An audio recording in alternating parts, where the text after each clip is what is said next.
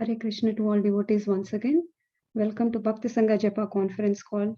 Today we are very fortunate to have His Grace Vivek Prabhuji and Her Grace Vrunda Mataji to enlighten us on the special topic Killing of Demon Bakasura. Hare Krishna Prabhuji and Mataji, welcome to the call. Please accept my humble obeisances. All goes to Srila Prabhupada and Gurudev. Thank you so much Prabhuji and Mataji for giving you a very valuable time in association.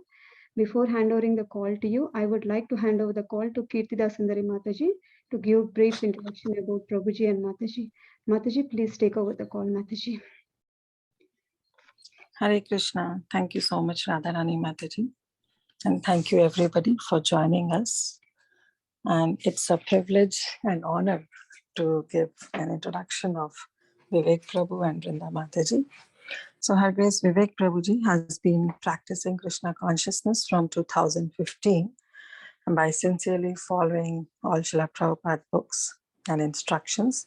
He is an aspiring disciple of His Holiness Radhanath Swami Maharaj, and he is a part of a Sunday school at Baltimore ISKCON Temple and has been organizing various activities for kids such as morning classes, Vidyashram, etc. Prabhu is one of the leaders of Bhakti Vriksha and has been contributing a lot by preaching and cultivating many new devotees such as university students, grahasthas, etc.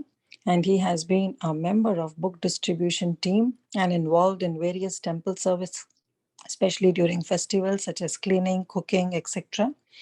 And in Bhakti Sangha, Prabhu was instrumental in getting the posters for kids and maintaining the drive during initial days setup. And he continues to help us in the same service to this day also. And we are very happy to have him in our Bhakti Sangha, as a part of our Bhakti Sangha. And today both Mataji and Prabhuji have decided to give the class. So I'll just give a brief introduction about Vrunda Mataji also. She has also been in Krishna consciousness along with her Prabhu since 2015, and she is also an aspiring disciple of His Holiness Radhanath Swami Maharaj. Mataji performs many services in her local Baltimore temple, like weekly garland makeup and backup services. And occasionally she also do daily dressing, stitching, especially during festivals. She helps in cooking and all the other services wherever the temple needs. Mataji is also one of the star of Bhakti Sangha Kids Academy teachers. She teaches the Govinda kids with every Tuesday and also teaches Vaishnava bhajans to Madhava kids in her melodious voice. Mataji sends daily Srimad Bhagavatam reminders. She is a backup for greeting and intro services. She is also our birthday host and honor all the Vaishnavas on the call with her gentle and sweet behavior. Mataji services she serves many other forums also. And today we are really, honored to have both of them as a couple, they are serving together, and this Bhakti Sangha class, they want to serve together. So both of them will be enlightening us on the topic of killing of the demon Bakasura. So without further ado, I would like to hand over the call to Vivek Prabhu and Vrunda Mataji. Please take over. Looking forward to hear from you. Hare Krishna. Hare Krishna. Thank you so much, Mataji. Thank you. Clear on this our introduction.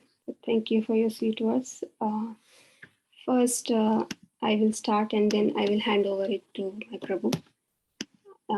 I will start with Mangalacharam. Om Ajnanatimirandasya Jnananjana Shalakaya Chakshurunmilitam Yena Tasmai Shri Guruve Namaha Shri Chaitanya Manobhishtam Sthapitam Yena Bhutale Swayam Rupa Kadamayam Dadati Swapadantikam Vandeham Shri Guru Shri Yuta Padakamalam Shri Gurun Vaishnavanscha Shri Rupam Sagrajatam Sahagana Raghunathanvitam Tam Sajivam Sadvaitam Savadutam Parijana Sahitam Krishna Chaitanya Devam Shri Radha Krishna Padan Sahagana Lalita Shri Vishakhan Vitanscha हे कृष्ण करुणा सिंधु दीनबंधो जगत्पते गोपेश गोपिका कांत राधा कांत नमोस्तुते तप्त कांचन गौरांगी श्री राधे वृंदावनेश्वरी वृषभानुसुते देवी प्रणमामि हरिप्रिये नमो विष्णुपदाय कृष्णपृष्ठाय भूतले श्रीमते राधानाथ स्वामी निति नामिने नमो विष्णुपदाय कृष्णपृष्ठाय भूतले श्रीमते भक्तिवेदांत स्वामी निति नामिने नमस्ते सरस्वते देवे गौरवाणी प्रचारिणे निर्विशेष शून्यवादी पाश्चात्य देशतारिणे जय श्री रूप सनातन भट्ट रघुनाथ श्री जीव गोपाल भट्ट दास रघुनाथ जय श्री कृष्ण चैतन्य प्रभु नित्यानंद श्री अद्वैत गदाधर श्रीवासदि गौर भक्त वृंद हरे कृष्ण कृष्ण कृष्ण हरे हरे हरे राम राम राम हरे हरे ओम नमो भगवते वासुदेवाय ओम नमो भगवते वासुदेवाय ओम नमो भगवते वासुदेवाय नारायणं नमस्कृत्यं नरं चैव नरोत्तमं देवीं सरस्वतीं व्यासं ततो जयमुदीरयेत् नष्टप्रायेषु भद्रेषु नित्यं भागवत सेवया भगवतीरुत्तमं श्लोके भक्तिर्भवति नैष्टकी. Firstly, I would like to thank Bhakti Sangha for creating this platform for someone like me to speak on Krishna Katha. Actually, I'm not at all eligible, but thanks to Bhakti Sangha and special thanks to Prithvi Lasini Mataji. Because of her encouragement, I'm just attempting to give or speak something little about Krishna Katha because I expressed to her that I'm feeling very nervous. Then she gave me this idea that, okay, you can give a class with your Prabhu. So I won't feel that much nervous. So thank you so much, Priti Mataji, for always supporting me, always being there for me. Second, thanks to my Prabhu. Actually, he's always busy with his preaching classes and everything, but he's just giving class to support me here. And my thanks to all my devotee friends of Bhakti Sangha who extended their support and wished me and sent their prayers for me. Thank you so much. So I would like to offer my obeisances to the lotus feet of all of you. Vancha kalpatarubhyascha kripa sindhubhayavacha patitanam pavanebhyo vaishnavebhyo namo namaha. Please have your prayers on both of us so that we speak correct words today. So the topic we chose is Krishna killing Bakasura. So as we know, Krishna has killed many demons during his Vrindavan pastimes. And it is said that Kamsa would send many demons every day to kill Krishna, but Krishna would defeat them all. So whenever we hear these pastimes of Krishna killing demons, there are certain lessons that we can keep in mind. So like we know, Krishna appeared on the earth 5,000 years ago, and he appears once in the day of Brahma, because it is said in Bhagavad Gita, Sahasra Yuga Paryantam Aharyat Brahmano Viduhu Ratrim Yuga Sahastrantam Tehoratra Vido Janaha. This is from chapter 8, verse 17. Translation says that by human calculation, 1,000 ages taken together form the duration of Brahma's one day, and the same duration is for his night.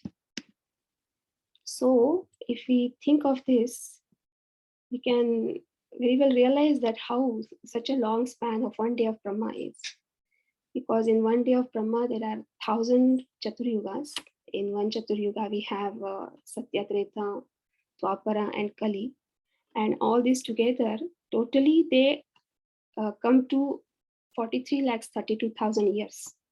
And that multiplied by 1,000 years is one day of Brahma. So Krishna appeared 5,000 years ago, which seems to be very far, but actually when we consider one's lifespan of one day of Brahma, we can very well realize that Krishna just appeared 5,000 years ago. It's not long ago. So we are very, very fortunate to have Krishna appear very recently. It's not long ago. So what to speak of Chaitanya Mahaprabhu? He appeared only 500 years ago. And then what to speak of our dear Srila Prabhupada? He was there just some years ago with amongst us, and he disappeared just 45, 44, 45 around years ago. So when we meditate on this, we can realize that how fortunate we have been to have them so close. Just recently, they were all here. If we consider this one day of Brahma. So it is our great fortune that Srila Prabhupada appeared in the nearest century and he was amongst those who are amongst us today. So we can get the service to the lotus feet of Srila Prabhupada through them. So when Krishna appears in one day of Brahma, he appears in Vrindavan, and it is even more special because he performed all his childhood pastimes in Vrindavan, although he is the Supreme Personality of Godhead. So Vrindavan is like Krishna's home, and where Krishna is more comfortable, he's more friendly, and he's casual. So not like how we are at our office or when we are outside. We are more like duty bound, and we are more responsible. We have formal relationships. But when Krishna appears in Vrajabhumi, he has all these informal relationships, and with gopis, with cowherd friends, with parents.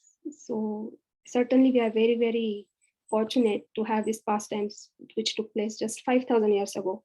And they are very well nicely recorded carefully in Srimad Bhagavatam, so that we can all read all these pastimes.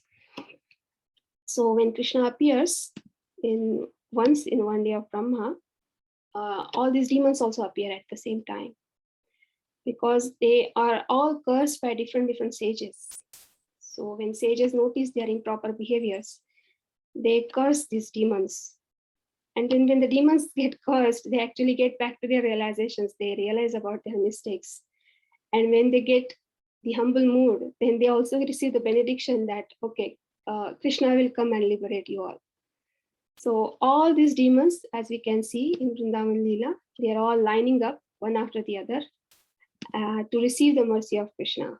Like Putana, first Putana comes, then Trinavarta and all the Shaktasura, Vrastasura and all those. They're all lining up to get this mercy from Krishna. Like we see in our practical life, day-to-day life, there are students who are very studious, very sincere. They listen to elders and they get a pat on their back and they succeed in life. But there are also some students who are not so sincere. They don't listen to grown-ups and they get scoldings and punishments. And from that, they take a lesson and then they succeed in life. So the demons are from the second category. They get success too, but they are on the wrong path. Because wherever there is Krishna, there is success. Either it's for devotees or demons. Success is assured wherever there is Krishna. So it's a great fortune for demons that they were killed by Krishna's hands. It's not ordinary because personalities with such anarthas, they cannot be killed easily, right? If Brajavasis had to kill all them, then it would be so difficult. But to kill all these big personalities with big anarthas, Krishna is needed. Like it's like how we have diseases or some pain. We cannot cure it with our own home remedies or by ourselves. We need some expert for that. Similarly, these demons can be purified only by Krishna. So this is one lesson we can learn why Krishna kills all these demons. Another important thing we can learn from these pastimes when Krishna kills the demons is that when we hear these pastimes that Krishna is killing such powerful demons, and then they are so mighty, and then from our human perspective, they have so much immeasurable strength. So some people think, oh, how is it possible? How Krishna can even kill such powerful demons? He's such a small boy. How a baby could kill Uttana? And then they think that these are all stories and mythologies. So these are the conclusions drawn by speculators. So this also teaches us how we should stay away from the speculators and always stick to our acharyas who are in the line of our Guru Parampara. Because our acharyas are free from all these four defects, What are these 4 defects? First is a conditioned person is he makes mistakes, he's illusioned, he has cheating propensity, and he has imperfect senses. So our acharyas are all free from all these defects.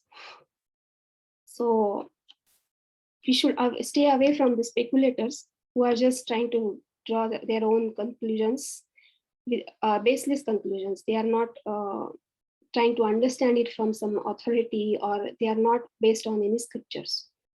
So this also helps us to understand what is true and what we should stick to. And it actually strengthens our faith more and more in the words of acharyas. And it helps us to stay away from the speculators. So this is another thing which teaches us how we should, why these pastimes take place in Vrindavan, whereas Krishna is killing all these powerful demons. Another thing that we can learn from this killing of demons is, it is mentioned by our acharyas, the Srila Bhaktivinoda Thakur, Siddhanta Saraswati Thakur, and our Srila Prabhupada, that each demon represents the anarthas residing in our heart. So when Krishna appeared in Vrindavan, Krishna killed all these demons. Similarly, we can create Vrindavan in our heart, and then Krishna will take birth in our heart. But because Krishna is taking birth in our heart, does it mean that demons will not take birth? No, demons will be there and they will be killed by Krishna eventually. But to have Krishna in heart, we need to have strong love for Krishna, like how all the Vrajavasis have, like Yashoda Mai has, Gopas have, Gopis have, because they are completely dependent on Krishna. If they were not dependent, they had to tackle with these demons on their own, but that would be so difficult. So this one thing we can learn from them, that we need to depend on Krishna, and we don't do that, especially in our neophyte stage. We think that I can do everything, I can tackle myself. So, but it needs practice, and we need to mold our consciousness, because we think high of ourselves. We think that we are capable of doing everything, and we forget to do the main thing, that surrendering to Krishna, taking shelter, and then we fall prey to that, because when we there are so many bogus gurus nowadays. People try to take shelter of them. They think that, okay, this guru, he's not giving much instructions, he's also allowing sense gratification. He just smiles and gives blessings, so let me accept him. But by doing that, they don't accept the real gurus who are giving instructions, because people don't like instructions these days. They don't like things to be told. So they think that they know everything, and that's how all the anarthas take place in heart. So the point is that all these anarthas can be taken away when we listen to these pastimes of Krishna killing the demons, because each demon represents one anartha. Like Putanashi represents fake guru, Driravata represents speculations, misunderstandings, quarrels, Shaktasura represents lethargy, laziness, and Vatsasura represents hiding tendency, because we don't like to show bad things in us. We just like to show good things. But no, a devotee would always like to show or take the bad things in front, and tries to get rid of this by talking about it openly, by taking shelter. So like this, let's see of such one demon, Bakasura, today, and what he represents. So first we will look at the past life of Bakasura. So Bakasura in his previous life was Utkal. He's the son of Hayagriva. As we all know, Lord appeared as Hayagriva, and he killed 2 demons, Madhu and Kaitava. And he delivered the Vedic knowledge to Brahma. So Utkala was the son of Hayagriva. He was extremely powerful. He had not only gained the position on the earth, but in the heavenly planets also. And he fought with Utrasur, and he had stolen the Indra's umbrella. So we can imagine how powerful he was. And once, while he was roaming his kingdom, he came to Ganga Sagar. So Ganga Sagar is the place where Mother Ganga meets ocean, and it's in Kolkata. It's a beautiful place. So where Jajalya Muni has his ashram. He's a great mystic yogi. So usually ashram is a holy place. It's a sacred place. It is full of like tulsi. It has tulsi plants. It has flower plants to offer the flowers to the Lord. And it has cows. Cows give them milk, and they make ghee out of that milk, and they offer it in the sacrifices. So it's a holy place, like any other our ISKCON temple, like which is full of plants and flower plants and tulsi and cows. So there, this Utkal, he was catching the fish, and he started to catch a lot of fish, and he started to eat them there. So because it's a holy place, Jajalamuni told him not to do it in such a holy place, but he did not accept it, and he continued to do the same. So here what we can see from Utkal, that how he was thinking that he's the most powerful one, and he had conquered everything. So he had got that pride, and he thought that no one can destruct me.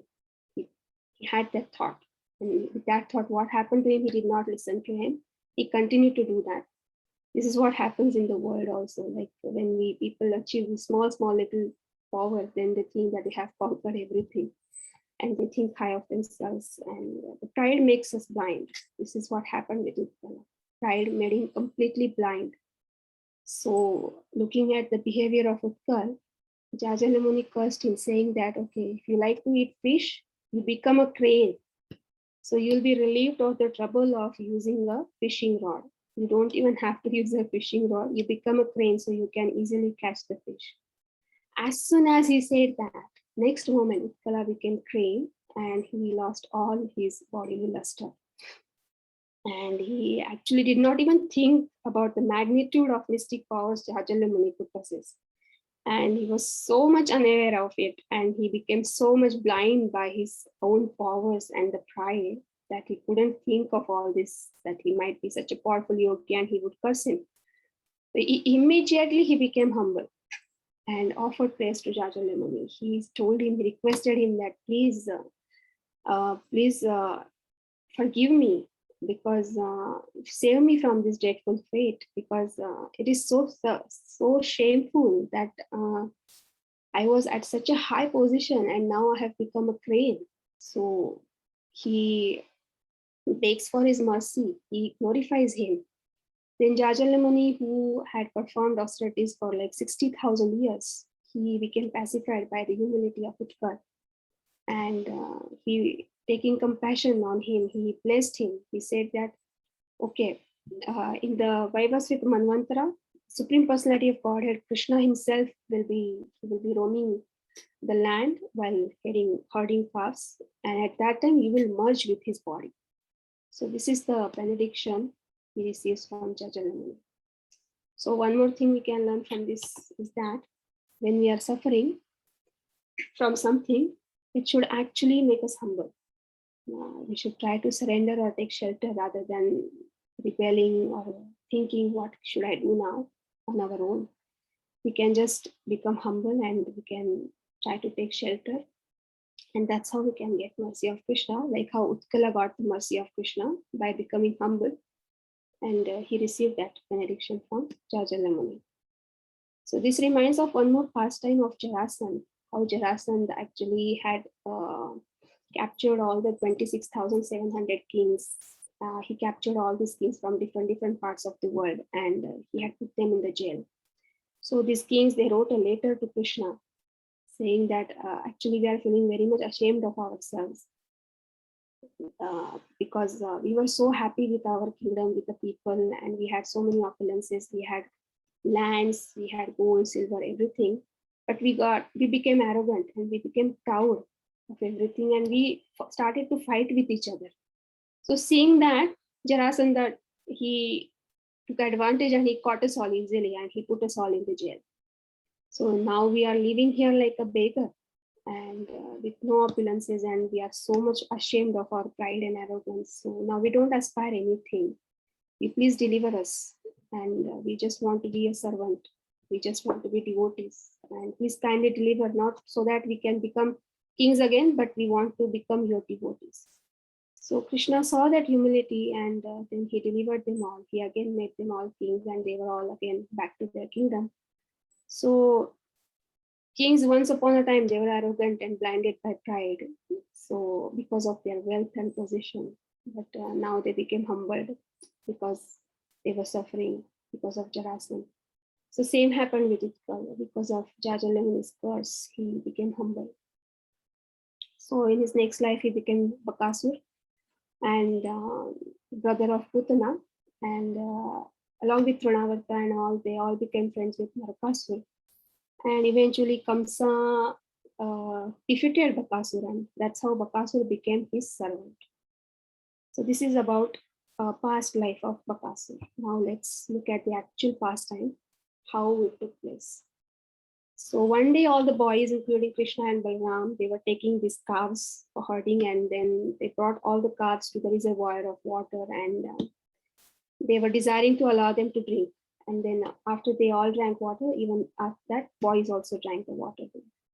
And then just next to the reservoir, they saw a gigantic body resembling a mountain peak broken by a thunderbolt.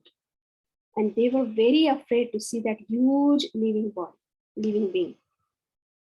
So that was their body demon, Bakasura, and he had assumed the body of a duck with a very sharp beak. And he, as having come there, he immediately swallowed Krishna. So when Balaram and other boys, they saw that Krishna had been swallowed by this gigantic duck, they became almost unconscious, like saints without life. This is what is mentioned in the translation. And in the purport, Srila Prabhupada mentions that here we can see Balaram felt almost unconscious, although Lord Balaram can do everything. But because of his intense love for Krishna, he was also momentarily bewildered. The love is so much that it makes him forget about Krishna's original position, about his own real position. And he really thinks that, oh, something's happening to Krishna, and he becomes almost unconscious. So Prabhupada gives another example. This is what same happened with even Rukmini Devi. She felt the same when her kidnapping pastime was going on, when Krishna was kidnapping her. Krishna was attacked by all the kings from all directions. And she was momentarily bewildered until the Lord took the proper steps. So when this happened, all the demigods in the heavenly planets, they started crying, alas, alas. So Bakasura came to attack Krishna, and then demigods, they were trying to protect Krishna. They tried to attack him. So it is mentioned in scriptures that which demigod threw which weapon on Bakasura to protect Krishna. Like Indra threw the thunderbolt and knocked him to the ground. But Bakasura again got up. And then Brahma hit him with Brahmadanda. He knocked him unconscious for 2 gatikas, for 48 minutes. But again he got up. And then Shiva struck him with his trident and cut off his one wing. But demon again got recovered. Vayu, he used his wind weapon, and but still Bakasura, he flew away. And then Yama, he used his Yamadanda, but that danda was broken. So we can see how powerful Bakasura was. Then Surya attacked, Kuvera attacked, Soma attacked with his ice weapon, Agni attacked. All these demigods were attacking to protect Krishna. And still, Bakasura attacked all these demigods, and he made them all run away. So demigods fly in the sky, and then Bakasura chases after them. And then demigods offer blessings to Krishna.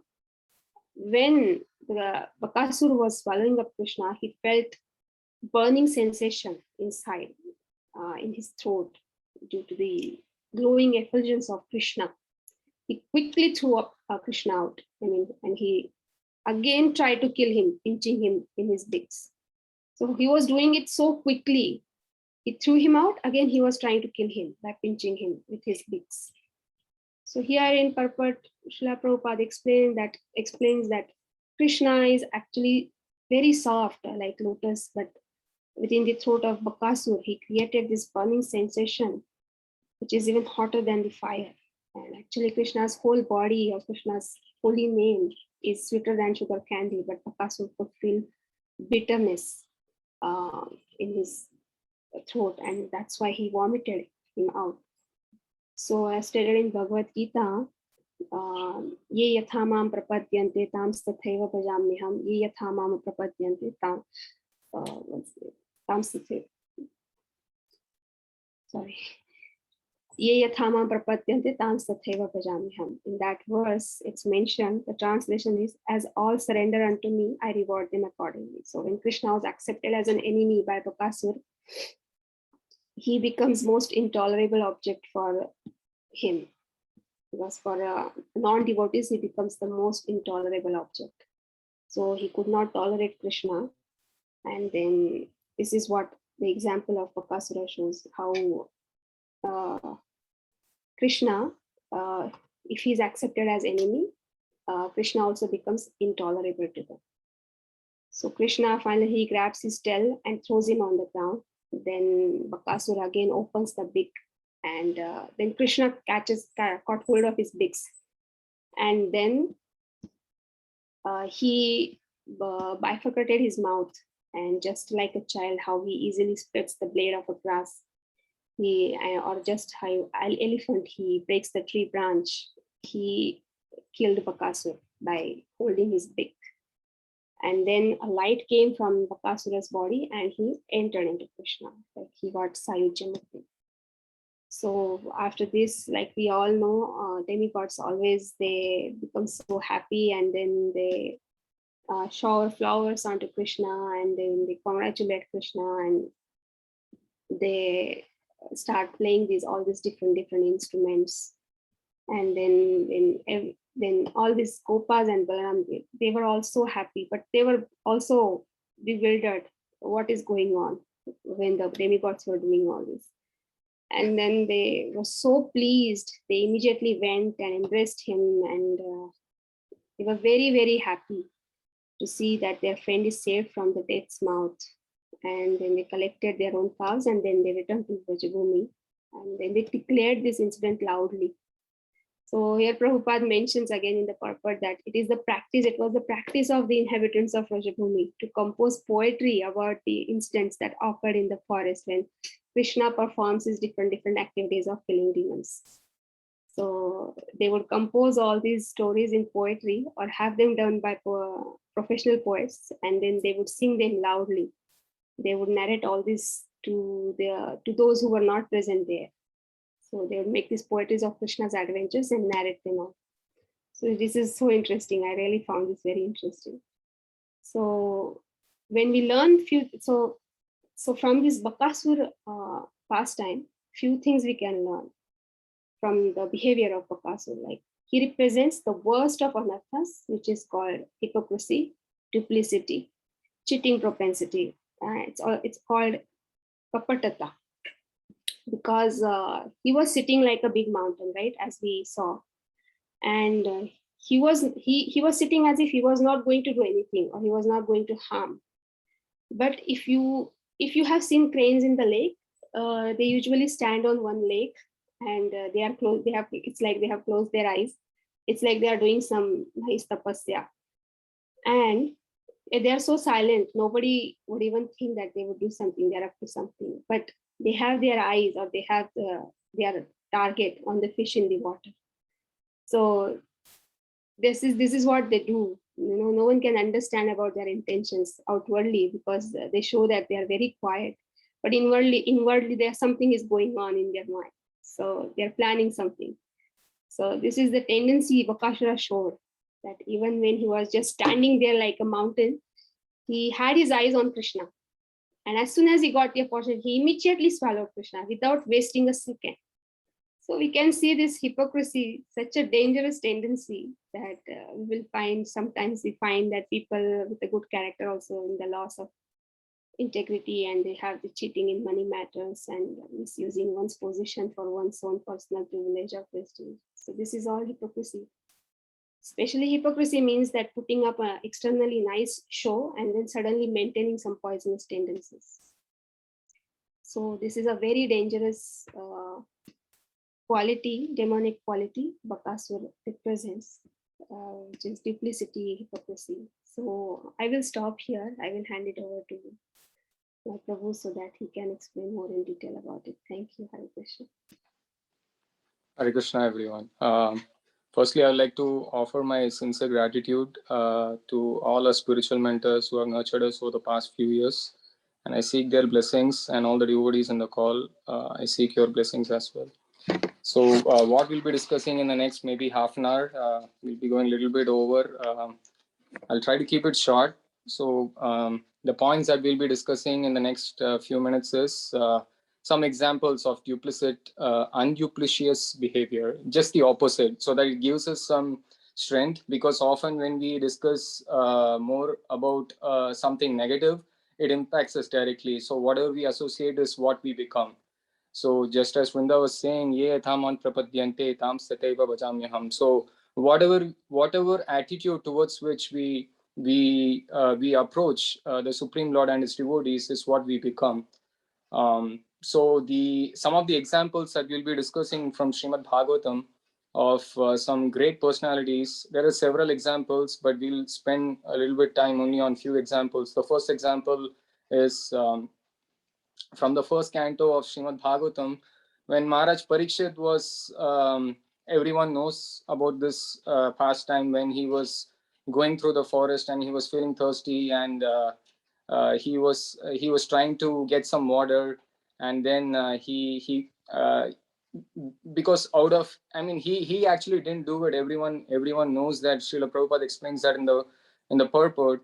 But then he was actually cursed by the sage's son Shringi, because he actually threw up a dead snake on the sage's shoulders because he didn't give him water, because the sage was already in trance.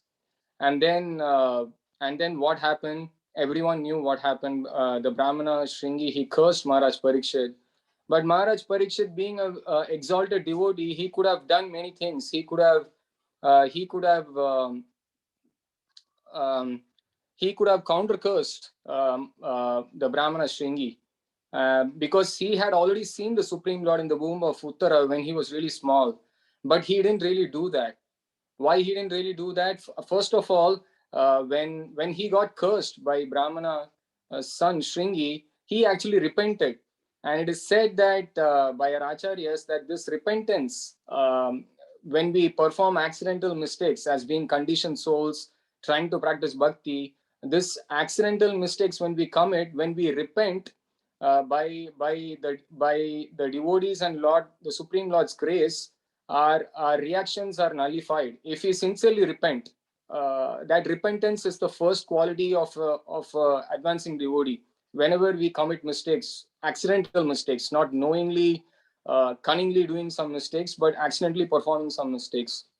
And then the second thing that we can learn is, Maharaj Parikshit, because he was a pure devotee, he sincerely repented for his mistake. I mean, he didn't really counter curse. He could have easily counter cursed Shringi, and he could have made sure that he wasn't going to be bitten by Takshaka, or he could have done many things, but he didn't do anything. He just considered um, that whatever was coming in his way was by the supreme providence of by the Lord's will, because he was in total, he had the total confidence in what's happening around him, that it was only by the Lord's will that he was being punished. And this is this beautiful verse that is being spoken by the sage, when the sage also, on whom the snake was put on, the dead snake was put on by Maharaj Parikshit, he speaks this verse: Tiraskrita vipralapta shapta kshipta hatapi nasi tat pratikurvanti tat bhakta prabhavopihi. He says the devotees, which means His Grace Radhesham Prabhuji, he always says in many of his classes, when Srila Prabhupada mentions devotees, most of the times he refers to pure devotees. So that's how we should read whenever we are reading the word devotee in many of Srila Prabhupada's purports. Here it is said that the devotees of the Lord are so forbearing that even though they are defamed, cheated, cursed, disturbed, neglected, or even killed, they are never inclined to avenge themselves. So this is exactly the quality that Maharaj Parikshit exhibited. He was a ruler of the entire world. He could have done many things, but he took this as an opportunity to surrender to the Supreme Lord. He gave up everything. There is this famous verse that Srila Prabhupada gave a class on for his disciples, Atmaraja, Viterajan, Pashu, Dragina Bandushu. He gave up everything. He gave up his family, he gave up his horses, he gave up his opulences, and he went to the banks of the Ganges. And there he sat down to meditate on the Supreme Lord. And then rest, we all know what happened. All the sages arrived, and then Srila Sukadeva Goswami arrived by the will of Providence to instruct Maharaj Parikshit. So we can learn from Maharaj Parikshit's incident that whatever reversals come in our life while practicing bhakti, while trying to progress in our spiritual path towards Krishna, reversals will come inevitably due to our conditioning, due to our past conditioning.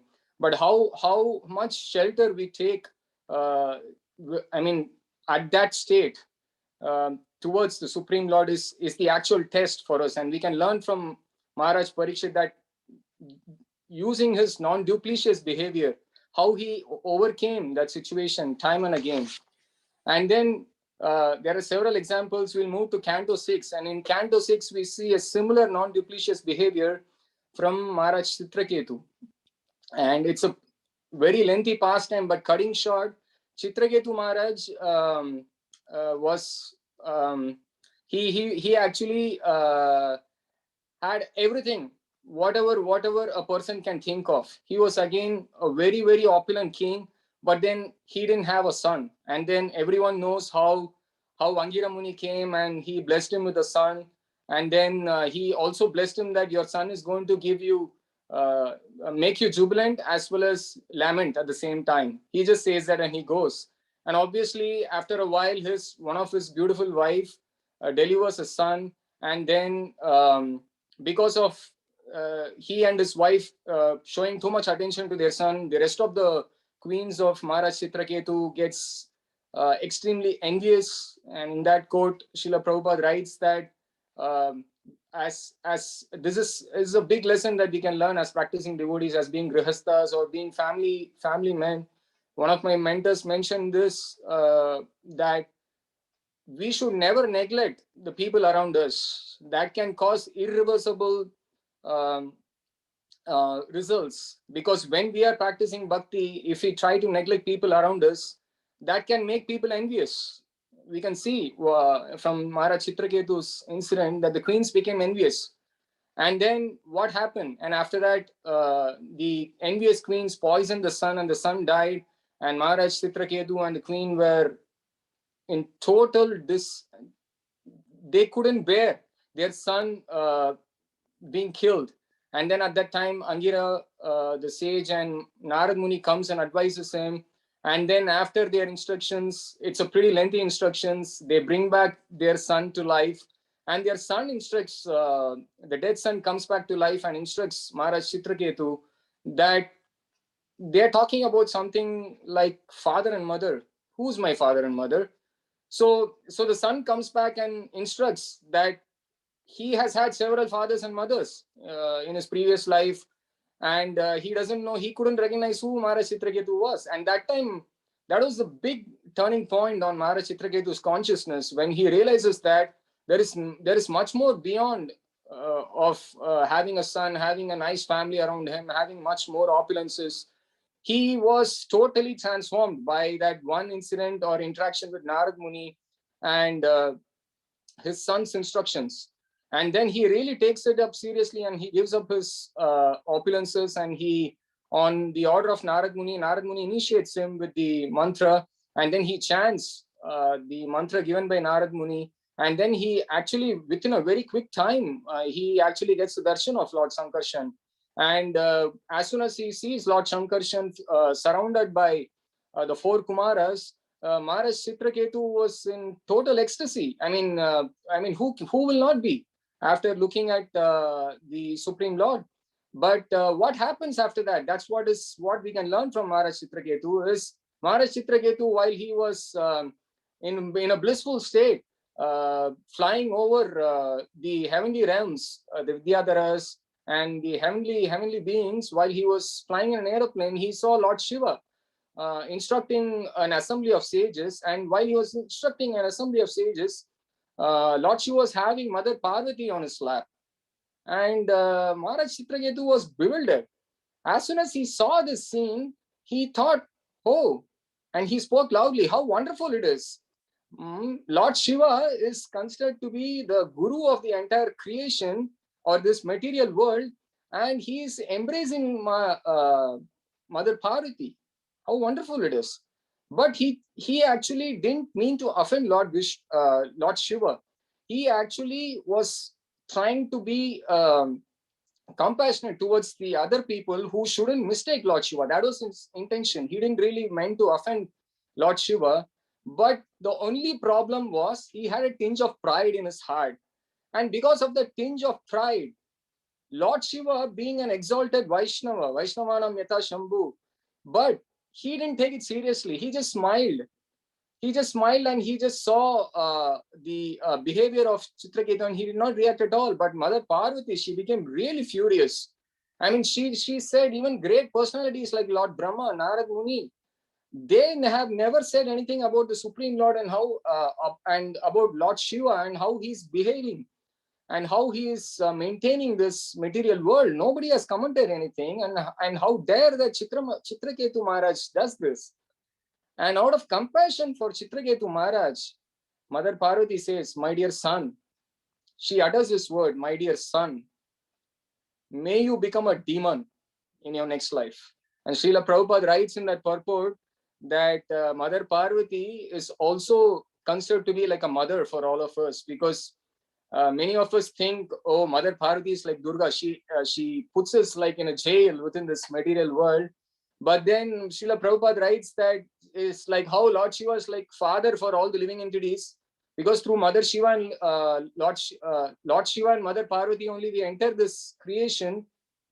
Srila Prabhupada writes that why Mother Parvati said, my dear son, just like how a mother chastises her children just to make them come out of a bad behavior, just like she chastises him or her to rectify their bad duplicitous behavior. This is what Mother Parvati did. She just wanted to thrash or smash that tinge of pride that Maharaj Chitraketu had in his heart. And because of that, she was just acting as an instrument, because this is all the plan of the Supreme Lord. Srila Prabhupada writes that this is just an arrangement made by the Supreme Lord, Sankarshan, to actually bring back Chitraketu back home, back to Godhead quickly, as soon as possible. And as soon as this happened, this is what we can learn from Chitraketu Maharaj. Chitraketu Maharaj, he had already seen the Supreme Lord. He could have counter-cursed, or he could have said, no, by mistake I told this, or I had actually something else in my mind. This is what at least I do when somebody catches hold of me that I shouldn't have spoken something. I give all damn lame reasons that I should give so that I can escape from that situation. But Maharaj Chitraketu, he didn't do that. He actually said, whatever reactions, good reactions and bad reactions, happiness and distress that any person is getting within this material creation is due to his deeds. It's due to his karma, karmic reactions. Tasyeva heto preteta kovido nalabhyate yat pramatam upayata.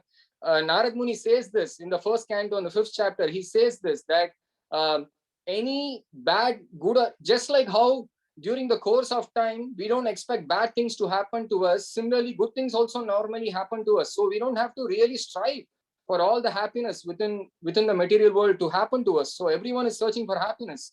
But then Chitraketu Maharaj essentially brings out the same point. He says that you should never hanker for happiness or distress, because anyway, it's going to come in due course of time. And whatever has happened to me is happened due to my deeds, and nobody has anything to do with it.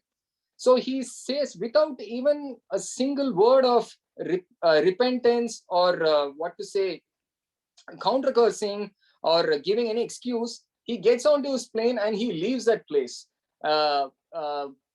Folding his hands and bowing down before Lord Shiva and Mother Parvati. And as soon as Mother Parvati sees this amazing attitude from Maharaj Chitraketu, she is totally astonished. Though Lord Shiva is not astonished, because he's already an exalted devotee. Being a devotee of Lord Vishnu, he could very well understand the heart of Maharaj Chitraketu.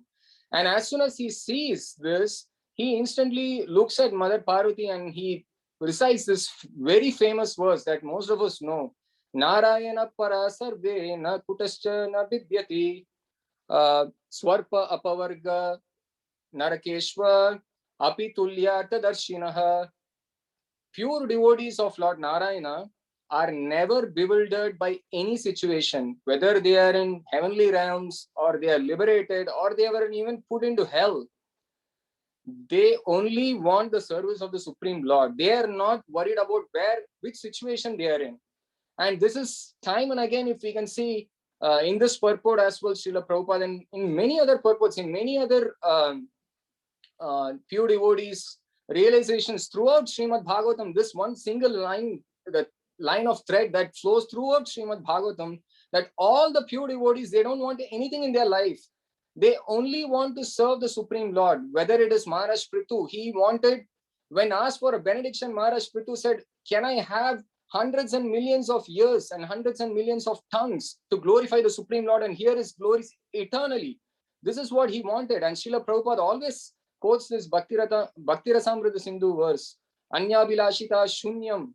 He says we should not have even a tinge of material desire within us. That's the goal of Krishna consciousness.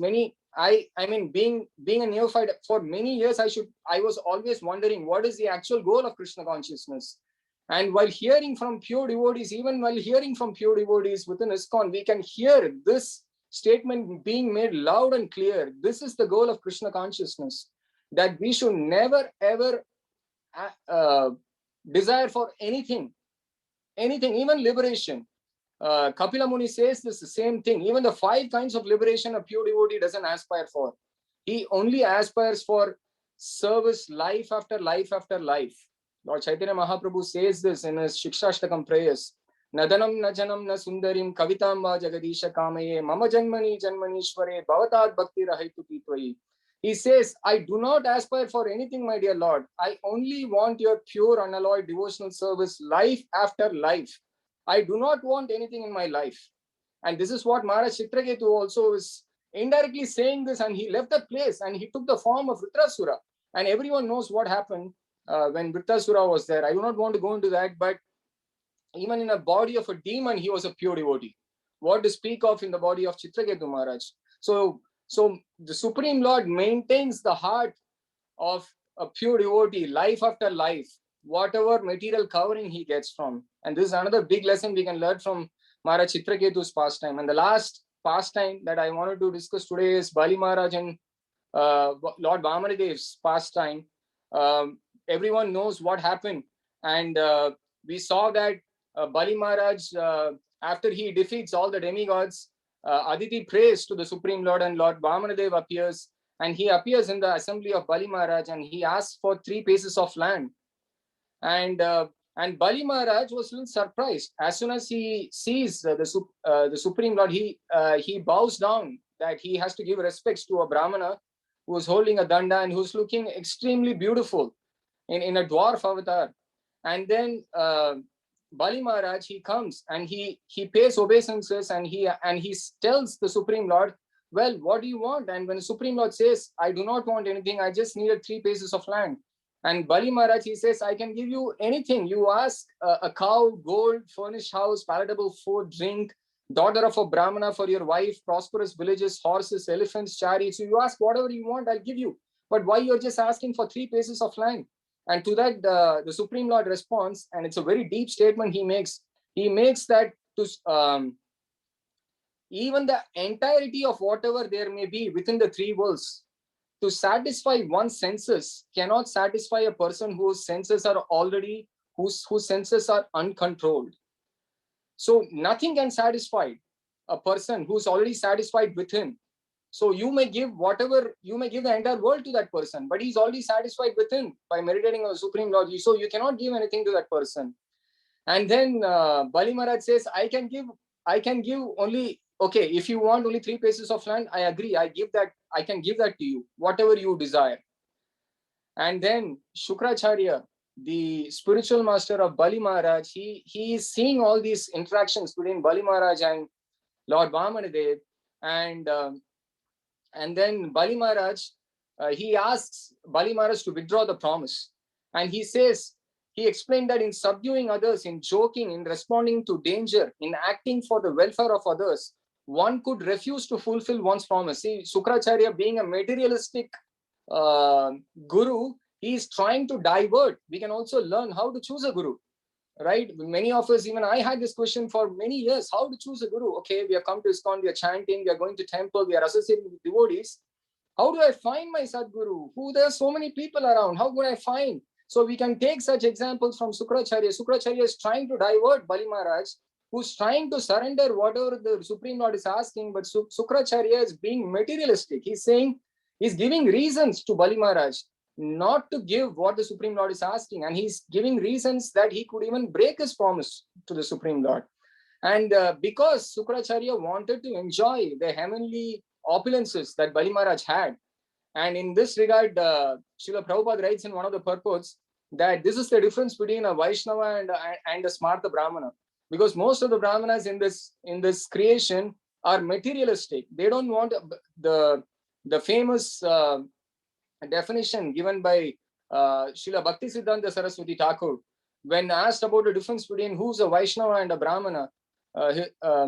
First, Srila Bhaktisiddhanta Saraswati Thakur, he glorified the position of Brahmanas, but then he said the Vaishnavas are far superior to the Brahmanas, because the Vaishnavas don't aspire for anything in this creation, just like we saw in Chitraketu Maharaj's example, that they don't aspire for anything. They only aspire for service to the Supreme Lord.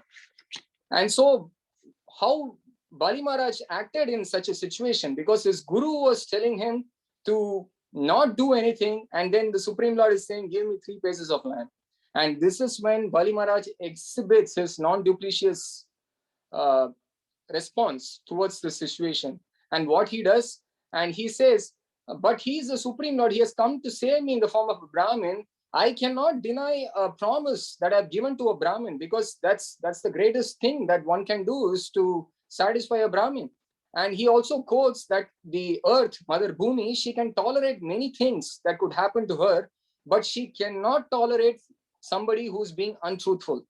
That's something that we can learn as practicing devotees, that we need to be truthful. We never have to be duplicitous for anything. I remember this is something that stays in my heart. His Grace Adhikara Prabhuji, in many of his classes, he shares so many realizations that you even lose count. Sometimes he mentioned in one of his classes, what does actually non-duplicious means for a practicing devotee? He says, non-duplicious behavior means, if my spiritual master barges into my room and takes my mobile and looks through my messages, through my social networking pages, I shouldn't be ashamed to show stuff that I'm looking in my smartphone. That is non-duplicious behavior. I mean, this just cracked my heart, because this is something that sometimes we feel, oh, I'm very non-duplicious from outside, but within the core of our heart, we hide so many things. But we have to be non-duplicious, because that's what is going to please Sri Guru and the Supreme Lord. And then Bali Maharaj, he quotes many other things. He says great sages and great kings like Sibi, Maharaj Sibi and Dadichi, they have sacrificed their lives for the benefit of all people, and everything will be finished at the time of death. What am I anyway going to do with all these opulences? So with having said all these things, he disregarded Sukracharya's order, and he bowed down in front of Lord Vamanadev, and he and his wife gracefully brought a pot of water, and they poured down on the lotus feet of Lord Vishnu, which is considered to be the feet where the Ganges, the sacred river Ganges, comes from. And he washes Lord Vamanadev's feet, and he sprinkles on his head and his wife's head. I mean, we still remember in one of the purports, Maharaj Prithu does this, the same thing. When the 4 Kumaras come, he actually invites them, and he does the same, activity of washing the 4 Kumaras or the sages' feet. We can see even Srila Prabhupada did this in Bhakti Charu Swami Maharaj's drama of Abhay Charan. We see Srila Prabhupada, when he invites great sannyasis to his home, he does the same exact thing. And Srila Prabhupada writes in that purport in the 4th canto that this is an ideal behavior. When a sannyasi comes home, provided the sannyasi agrees to do such, agrees to have this done, the first duty of a grihastha is to wash his feet and sprinkle it on his head. These are all good behaviors that a practicing devotee or a grihastha or a family can actually cultivate. And then Bali Maharaj gave three pieces of land as Lord Vamanadev asked for, and we all know what happened after that. I don't want to go into that details, but then after discussing all these things, I'd like to finish because we discuss so much about duplicit behavior. We should also understand what's the root cause of the problem, because His Grace Radha Gopinath Prabhu in his famous Science of Self-Realization classes, he says that we should always go to the root cause of all the problems in our life. Otherwise, everything remains superficial. So the root cause of any anartha within our heart, including duplicit behavior, is uncontrolled mind. And we just heard, fortunately or unfortunately, just this Friday, His Grace Balram Shakti Prabhu, he gave an amazing class on how Jarabharat instructs King Rahugana, how this mind is the source of all the tribulations that his soul is actually going through. And because of this one particular enemy, the uncontrolled mind, we are taking life after life, different type of bodies. And we can see that no one can escape this uncontrolled mind. And it is the greatest enemy of us. But what is the art of controlling this uncontrolled mind? And Srila Prabhupada explains that in the purport, the first technique is to neglect the mind. But that's so difficult. I mean, while we're chanting in an experience, like we want to concentrate on the, we want to concentrate on the holy name, but we cannot concentrate on the holy name for a long time. Our mind keeps pulling us in different directions. So even His Grace Balram Shakti Prabhuji, he was saying, neglecting the mind comes in a very, very elevated state of consciousness when you're in rapt thoughts of the Supreme Lord or his pastime. So as a practicing sadhaka, what is my only hope?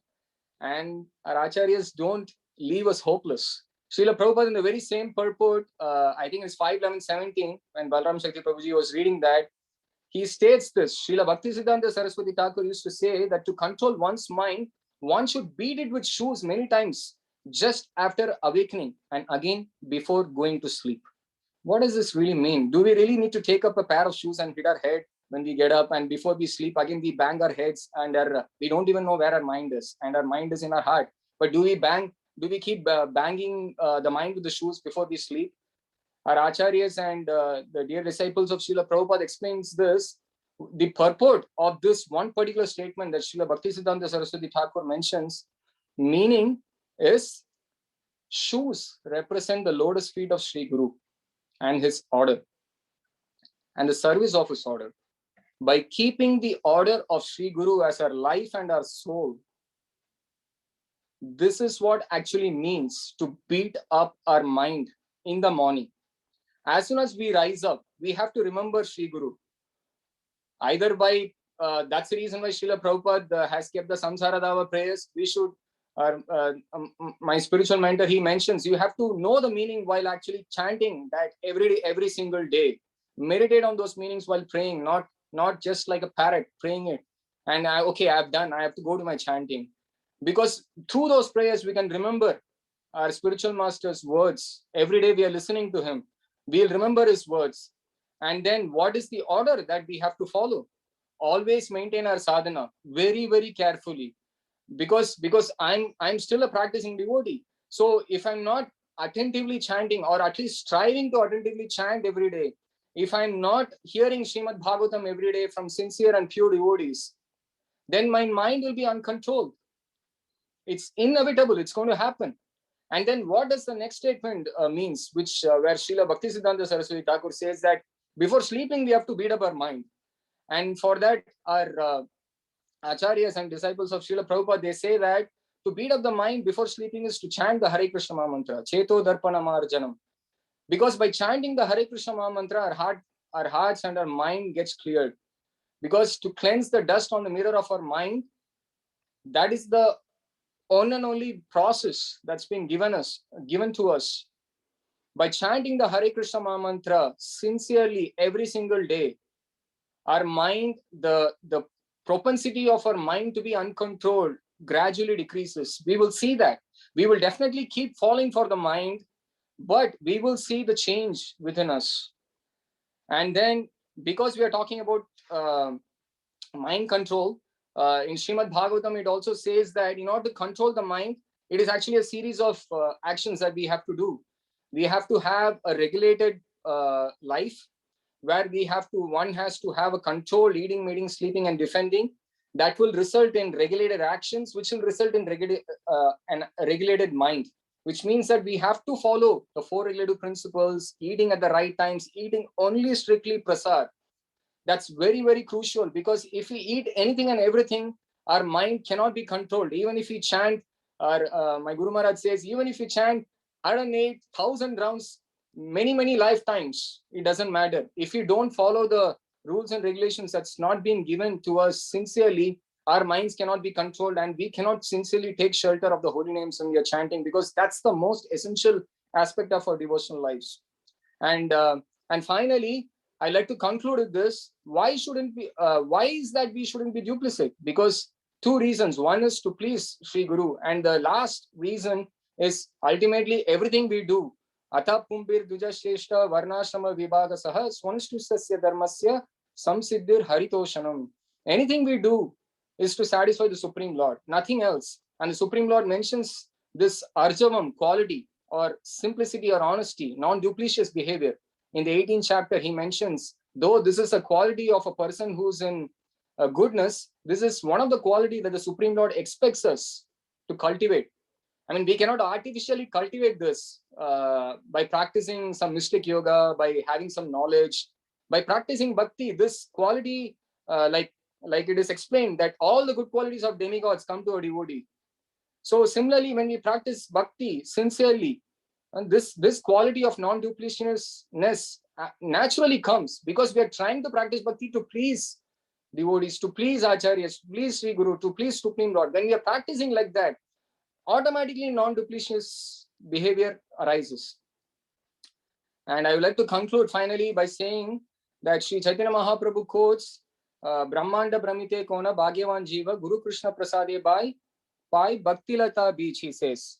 But I mean, Srila Prabhupada writes that it is very easy to get mother and father in any life, whether we are a human being, whether it is an animal body, or any species.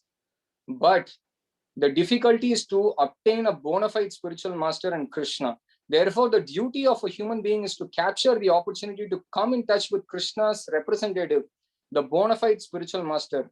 Under the guidance of the spiritual master, the spiritual father, one can return home back to Godhead. So only by taking shelter of a pure Vaishnava that one can remove all these anarthas. Otherwise, there is no hope for all of us. But by trying to practice and please that pure Vaishnava, we can slowly and sincerely pray for their mercy to have all these anarthas come out of their heart. I'll conclude here, and I sincerely thank, I know I went overhead in time by 7 minutes. I'm extremely sorry. Please forgive me. And thank you to all the devotees for giving us the opportunity, because by speaking only, I can remember. I have very poor memory, and I sincerely thank all the devotees for giving us this opportunity. Vanchakalpatarubhyasya kripa sindhubhya eva cha patitanam pavanebhyo vaishnavebhyo namo namaha. Anantakoti Vaishnava Vrinda ki jai. Thank you. Hare Krishna. Yeah, we can have some discussions, or you can correct us if you have made any mistakes in our presentation. Hare Krishna.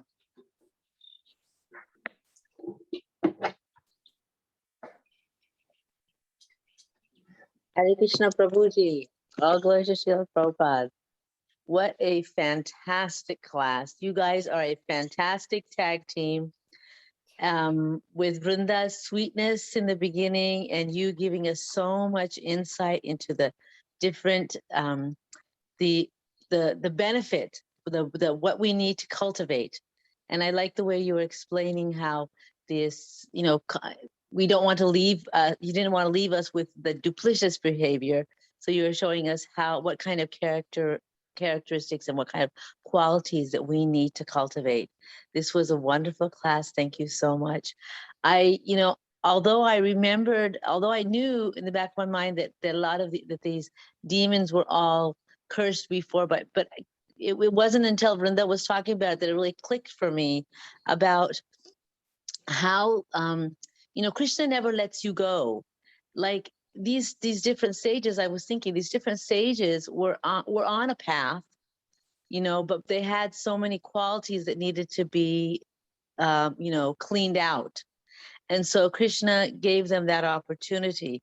So it just came, it's just thinking that even by looking at these different qualities of these different demons and the different difficulties they went through, right?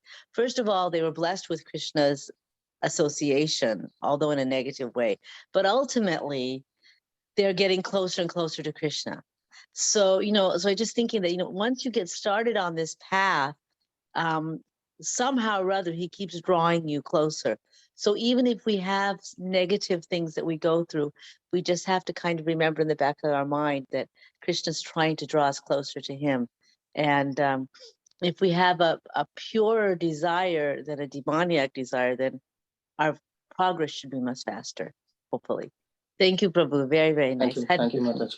Hare Krishna. Thank you so much, Mataji. Thank you. Thank you so much, Prabhuji and Mataji, for such a wonderful, wonderful class. You have given so many points. The class was really fantastic. Thank you so much, Prabhuji and Mataji, Thank you, once Mataji. again. Hare Krishna. So I request devotees, you can please go ahead with your realizations or any comments to Prabhuji and Mataji. Later I can read whatever are there in the text. Please go ahead, Hare Krishna, devotees. Prabhuji. Thank you, Mataji. Hare Krishna, Prabhuji. Hare Krishna, Mataji. Thank you so much for the very, very, as mentioned, a very, very beautiful class. So many points. And I have one doubt from Prabhuji. Prabhuji, while mentioning about Vitrasur and Chitraketu, you said that if Vitrasur was so Krishna conscious, what to think of Chitraketu. But as we have seen in the case, as we are hearing about Bharat Maharaj's life, from Deer was much more Krishna conscious than Bharat Maharaj himself. And Jada Bharat is way more Krishna conscious than the deer. So that's what I have heard in the classes, that Vitrasur, even in a demonic body, the body doesn't matter.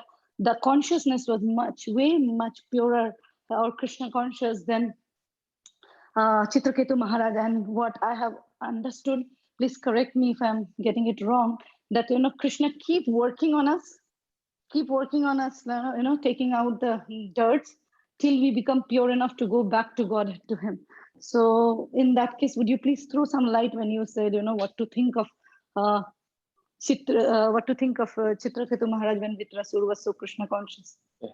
Mataji, to be really frank, I don't remember what I spoke, but I agree with your realization that when Vitrasur became actually a demon, he had much higher level of consciousness, like we saw in other examples, like you quoted Jada Bharat. It is true, but I don't recall what I mentioned. But please forgive me if I mentioned something. No, Prabhu, just did I miss out something? I just know, Prabhu. I'm not trying to, no, Prabhu. I'm just trying to say, did I miss out something? So I was just, no, so Mataji, you did not. Yeah. Thank you so much once again. You, wonderful class, Prabhu. Give your association, both of you. So wonderful, Prabhu. Very great. Thank you, Mataji. Hare Krishna. Hare Krishna, Vrunda Mataji and Vivek Prabhu. Thank you so much for such a beautiful class. You both are really, really very good pair. Krishna is giving you a lot of mercy, Mataji. Your Prabhuji is having a lot of knowledge, and you as like somebody is chanting. I'm so sorry. Oh, sorry.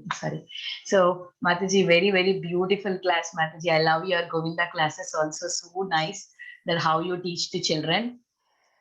Because as I control the classes, I also listen very attentively your all classes, all the teachers' classes. I love, and especially your pastimes in the beginning, as Mataji said, you started with very sweet narration and how you compared with the student, how a student is in a different categories, like even the demons are also like that.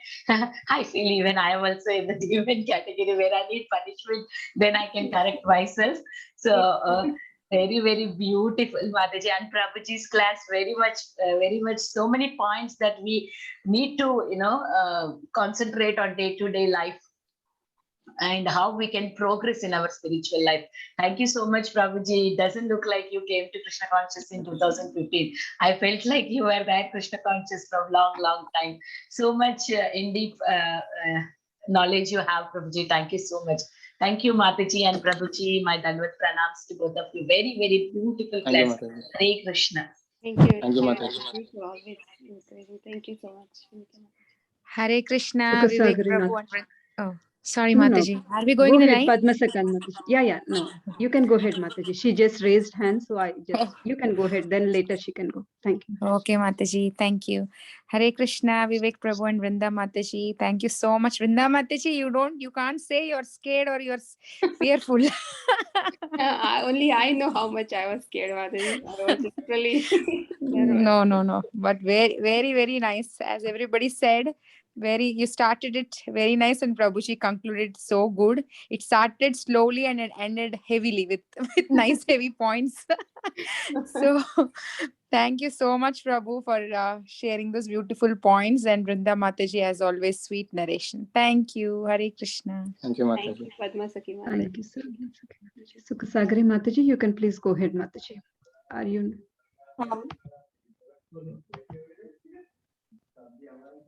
Yeah, can you hear me, Mataji? Yes, Mataji, we can hear you. Hare Krishna, Mataji and Prabhuji, such a wonderful session both of you did, and so many insights. I don't know where to start, but I just had a quick question regarding duplicitous behavior. Especially in this Kali Yuga, regarding with respect to our children. They always thought to be something they are not, even in school applications or college applications or applications for scholarships, you are encouraged to brag, so to speak. I mean, it's called a brag letter. And sometimes you do tend to portray something bigger than what you are. And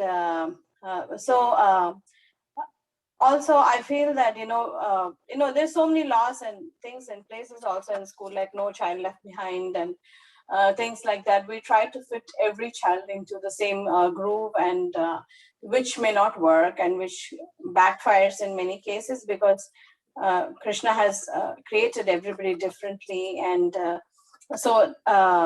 like you said, we need to try to avoid duplicitous behavior, but in some way we are forced to do that in the current situation. So what would you advise, Prabhuji and Mataji, like how can we, better equip our children or even ourselves, because even at our work, we try to, and we pretend to be somebody who we are not. So yeah, I would like to hear from you both. Thank you so much for the very beautiful class, Mataji and Prabhuji. So, Mataji, can you come back on how what you actually wanted to understand about kids? I did not quite understand that. Yes, Prabhuji. I was just saying that in this current Kali Yuga, in basically the current educational system, there is a pressure on every child to, go up the ladder. And perhaps some are not built for it. I mean, they are naturally different, but, the pressure is there, like in the school, they always, there's always this pressure that they should be somebody, in their life. They should try to prove this, they should try to achieve that. I mean, that's how the children are generally motivated, even in the schools nowadays. So, but I'm telling that some children may not be up to it, because everybody's created differently. So, so the duplicitous nature, it kind of is ingrained right from the childhood in one sense. So how do we, get over this kind of dilemma with our children, because they are bombarded by it every day, because the pressure is there always on them to shine and prove themselves. So that was one part. And also for the adults also, we also have so many, I mean, speaking personally, we put on many faces and many hats, and there is some level of duplicity involved in our behavior to time. So how can we overcome this and how can we teach our children to go the simple way and not be duplicitous. Yes, Mataji. Yeah, I apologize. So for the kids, even we are still learning, Mataji.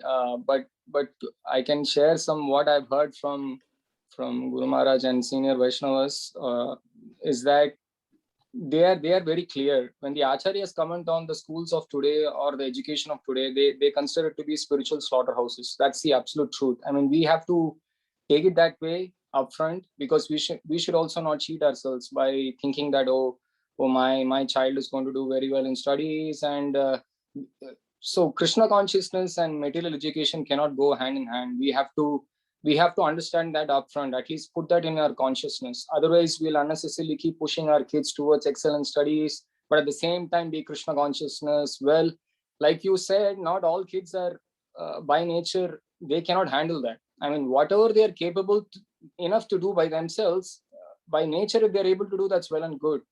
But as a person, at least I feel that we should not push the kids too much, even though the schools may encourage the kids to do something beyond what they're capable enough, and the kids are totally pressurized because of that. And like how we grew as kids, I mean, we didn't have any idea about Krishna consciousness, and the only goal of life is to score well in exams and get into a good college and get a nice job and a nice salary. I mean, that's all we were told about.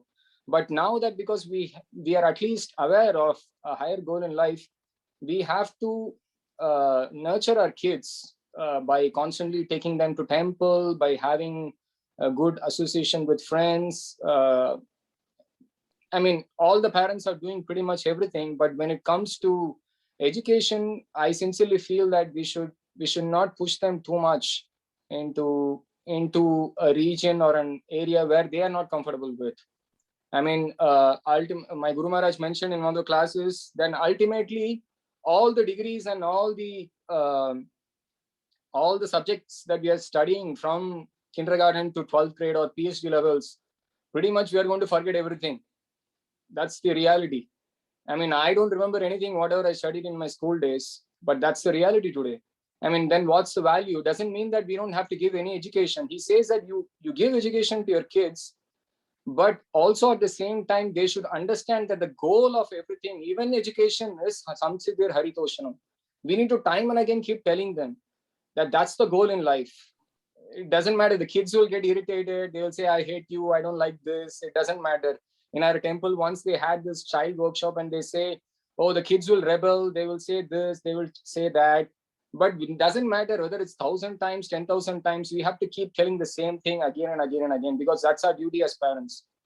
So that will go very deep into their consciousness. It's not just words. We are once one of the grand disciples of Prabhupada, he mentions that His Grace Vaisheshika Prabhuji, why he's so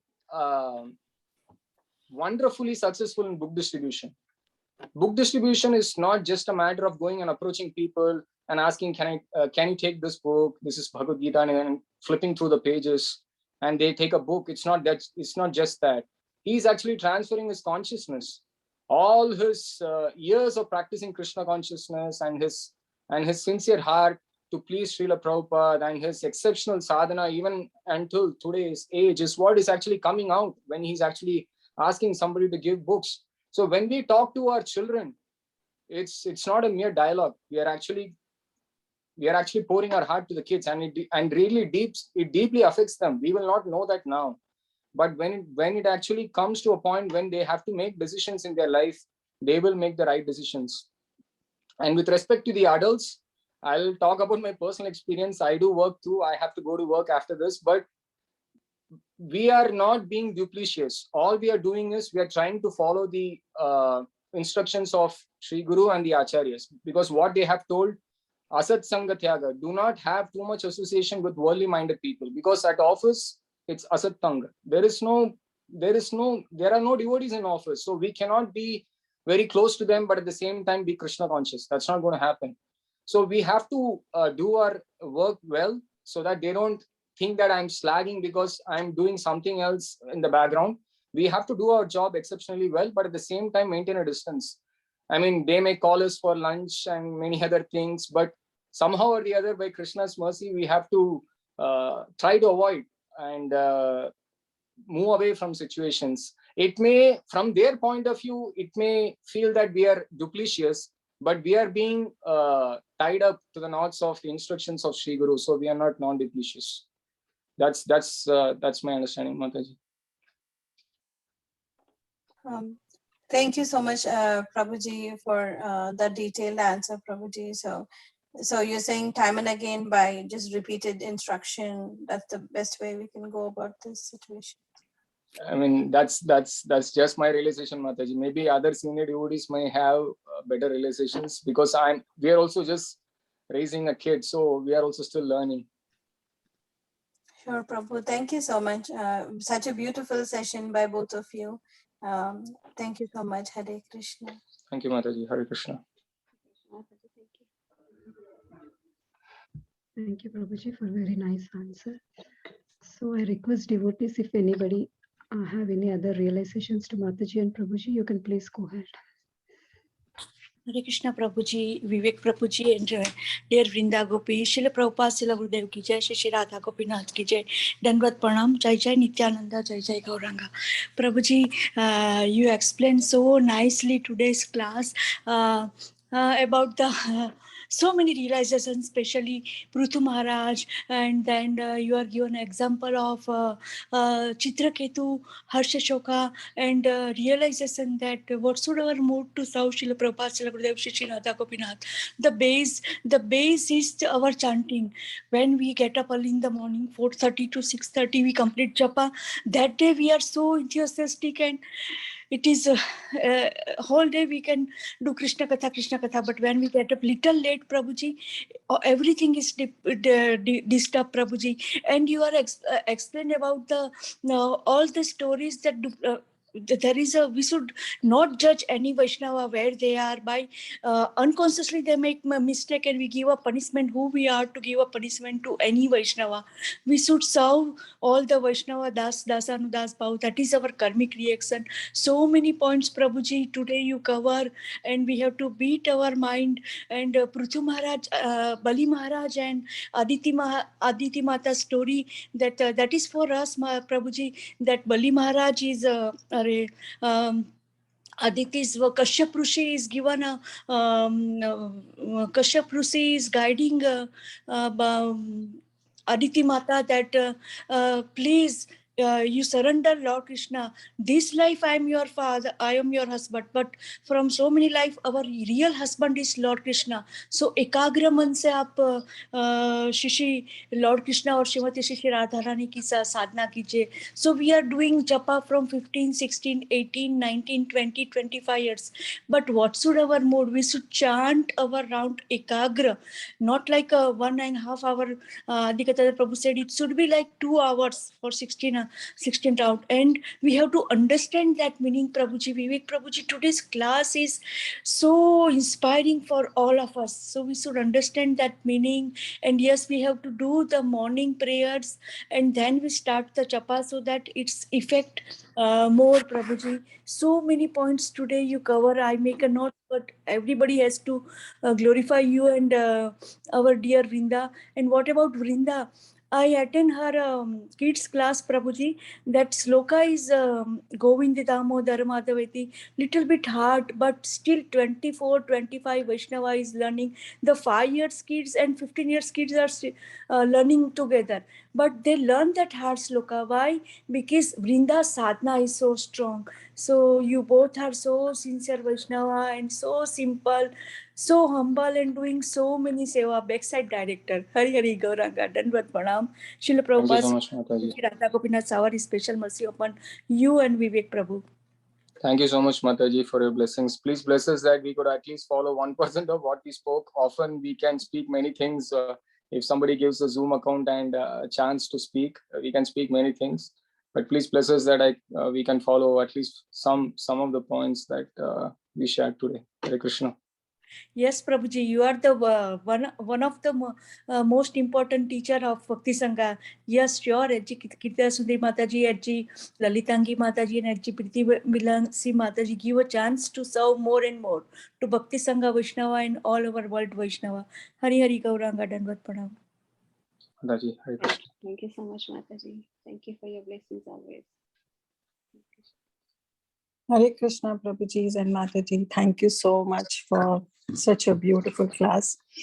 So when Prabhuji was speaking, and for a few minutes I have to step out, so I missed a little bit. And thank you, first of all, Vrunda Mataji, for such a sweet narration. And you are always so sweet while speaking. And I really like the way you connected to the past life of Bakasura and the way you connected. And I have one thing to add, if it's okay for you both. Yes, Mataji, please. Please, Mataji. And of course, I have one question also. So regarding Sukhsagri Mataji question, regarding being duplicit, she asked. So that, like Prabhuji mentioned, that we don't have to be duplicit in nature. And at the same time, Mataji was saying that, when kids fill up their brag form, especially when they have to go to universities, so they have to fill up some application where they have to literally brag themselves, So bragging, what I feel, is not being duplicit, because duplicit is that, as Prabhuji mentioned, that you do something and you say something else, that's being duplicit. That you tell others that please wake up early in the morning, chant your round, 16 rounds to be done at one position, and you yourself don't do it. That's being duplicit, as per my understanding. But what the brag form that kids have to fill up in the colleges is not being duplicit. It's just like they have to tell what they have done throughout their life, because how the college will know. So they have to, be outspoken, that they have to themselves tell that, okay, this is what my achievements is. So this is just about bragging. You don't have to tell lies in there, in the form, but you just have to tell your achievements. Like Prabhupada always gives the example, if some unknown person walks in the company and he wants to meet a CEO, and another person comes and tells, there is the CEO, and the CEO walks in and says, yes, I am the CEO, tell me, how can I serve you? So the CEO is not being duplicit, the rather CEO is just telling that, yes, this is my position, So bragging is the form that the kids have to fill up, is not really being duplicit, but duplicit actually means that you have to walk your talk. Whatever you say, you have to say, otherwise you are duplicit. So this is what, Thank you, Mataji. I want to add. And regarding the question, maybe I missed out because I stepped out for a few minutes. So I want to know that, Prabhuji, what connection you are making with today's topic of Bakasur, with narrating the pastime of Chitraketu Maharaj and narrating the pastime of Bali Maharaj. So what exactly the connection you were trying to make with the pastime of Bakasur? So the connection, the beginning that we discussed, Mataji, is because Bakasura, he represents duplicitous behavior. I didn't really want to discuss too much into the actual meaning of duplicitousness and what are the examples. Instead, I wanted to take a positive aspect of being non-duplicitous, because that's what, as practicing devotees, that we need to aspire for. So that's the reason why we picked up characters from Srimad Bhagavatam like Maharaj Parikshit, Chitraketu Maharaj, and Bali Maharaj. But due to their non-duplicitous behavior, even when put into a situation where you could be duplicitous, they were absolutely non-duplicitous, which ultimately led them to get the mercy of the Supreme Lord. And that's the reason why we discussed all these characters from Srimad Bhagavatam. Yeah. Okay. Makes sense, Prabhu. Maybe I have missed that point. That's why I was not able to connect. But thank you, Prabhu. That really makes sense now. And thank you for your wonderful, wonderful class. And you both were truly a natural speaker today. And Vrunda Mataji was saying that she was a little hesitant, scared, but while speaking, she was not looking like that. She was such a natural speaker. So thank you both of you for all your efforts and for taking up this wonderful service collectively, which I personally like, when you are in a grahastha, that you should serve together. So I really like your endeavor in that regard. Thank you so much. Hare Krishna. Thank you so much, Dandavat Mataji. Hare Krishna.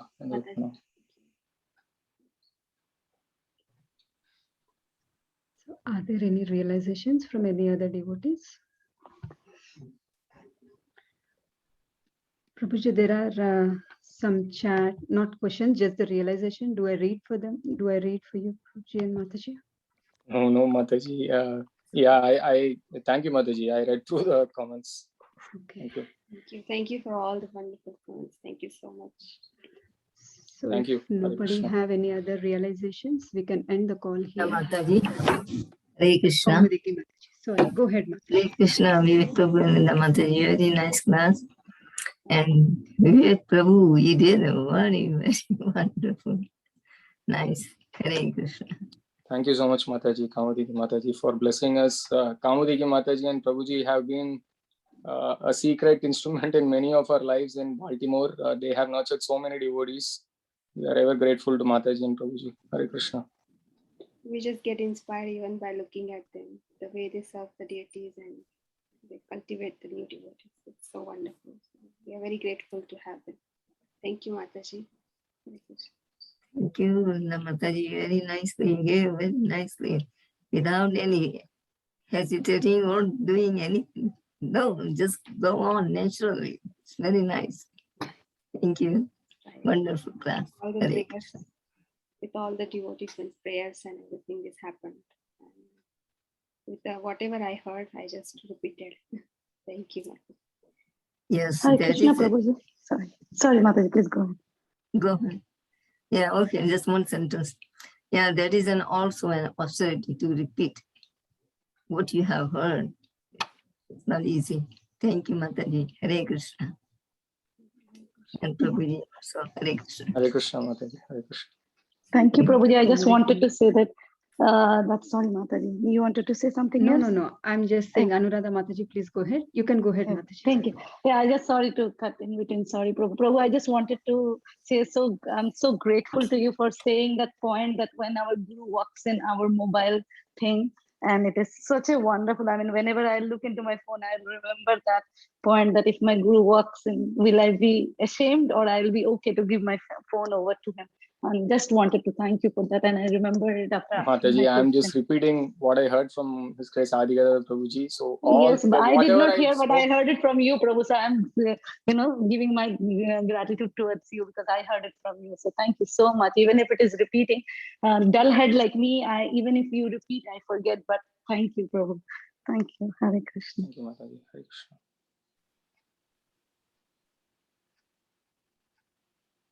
Okay. We don't have any other realizations or comments or questions from the devotees. We can, with the permissions of Vivek, Prabhu and Mataji, we can end the call here. Let's pay our obeisances to Mataji and Prabhuji. Vancha kalpatarubhyasya kripa sindhubhyacha patitanam pavanebhyo vaishnavebhyo namo namah. Krishna Katha ki jai, Srila Prabhupada ki jai, His Grace Vivek Prabhu ki jai, His Grace Vrunda, Her Grace Vrunda Mataji ki jai. Thank you so much, Mataji Hare and Krishna. Prabhuji. Hare Krishna. Closing Thank the you. call, Hare dear Krishna. devotees. Hare Krishna, Mataji, Prabhuji.